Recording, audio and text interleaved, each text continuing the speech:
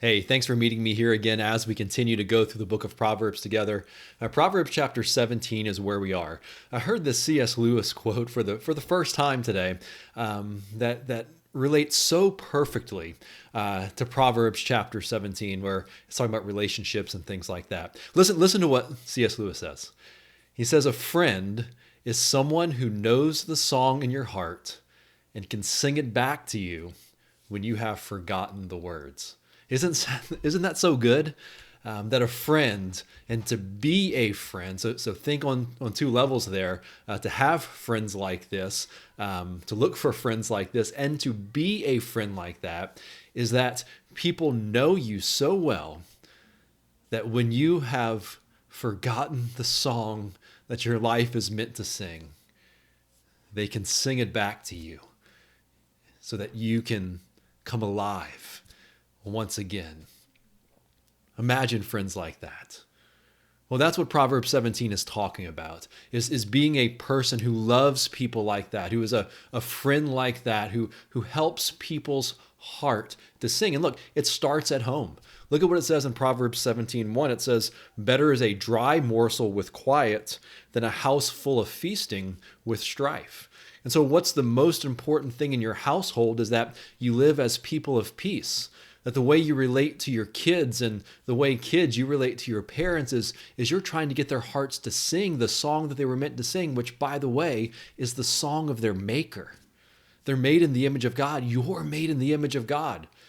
And so what we're trying to do is to get people's hearts to see the glory of God and to sing with all of their lives of his goodness and grace and live that life of peace and abundance that God has called us to.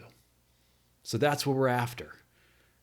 Is your house, so hard for me to say, a place of quiet, of peace? Listen to what else it says in verse 6. "Grandchildren are the crown of the aged, and the glory of children is their fathers." And so we rejoice in our familial relationships. We rejoice in our grandkids, and we rejoice in our parents, and we thank God for them. And we don't try to be a burden to them, or we don't try to spoil our grandkids in such a way that they forget the song that they will sing. And we treat our parents with respect so that we can bring joy to their lives and they can truly sing the song that they were meant to sing so they don't forget why they were made. Well, what does this look like? Listen to what it says in verse 9. "Whoever covers an offense seeks love, but he who repeats a matter separates close friends." And so we don't hold things over each other. We don't repeat the sins back to people. We cover them with love. God's removed our sins from us as far as the east is from the west. He's dealt with our transgressions. Don't keep bringing past sins up. Cover them with love and be a good friend and help their heart to sing of the grace of a Redeemer who forgives them. Look at verse 14. "The beginning of strife is like letting water out, so quit before the quarrel breaks out." When you come to a point where you can stop a quarrel, don't let the dam break open. Water will rush out and everything will be destroyed in the path of a quarrel.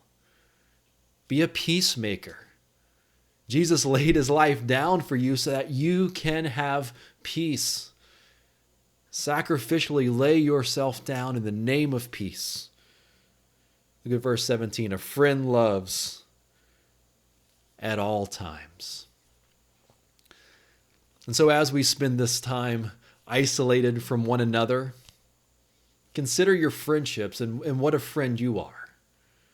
Maybe call someone today. Say, "I want to be a friend that helps people's hearts to sing." And maybe with your family right now, the tension gets to be overwhelming at times. Quarrels seem to rise to the surface, don't they, when you're around each other all the time and can hardly leave the house. Remind yourself, better a dry morsel and quiet I'm going to stop the quarrel before it even breaks out and destroys everything. I'm going to love at all times. I'm going to cover sin with love and grace. Why? Because I want them to sing the song of their Maker, who died for them and gave himself up for them, that they might live in peace, in grace, and dwell securely. Will you be a friend like that?